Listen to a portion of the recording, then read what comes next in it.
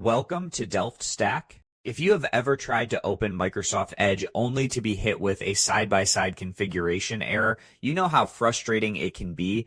This usually happens because of a conflict between the browser and your system C++ runtime libraries.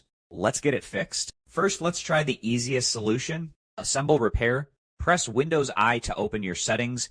Navigate to Apps. Then install Apps. Scroll down until you find Microsoft Edge. Click the three dots next to it and select Modify. When the window pops up, click Repair. This will re-download the necessary files without deleting your data. If that didn't do the trick, the issue is likely a corrupted C++ redistributable package. Open your control panel and go to Programs and Features. Look for entries labeled Microsoft Visual C Redistributable. You might see several versions from different years. Focus on the x86 and x64 versions if you have them. Still seeing the error, we need to use the system file checker.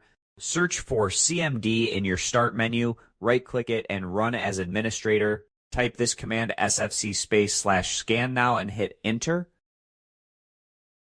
Windows will now scan for and replace any corrupted system files that might be blocking Edge from launching. As a final resort, if none of those worked, you can manually download the latest Microsoft Visual C++ Redistributable directly from the official Microsoft website to ensure your libraries are up to date. Once installed, restart your PC and Edge should launch perfectly. If this video helped you, give it a like, subscribe for more videos, and I will see you in the next one.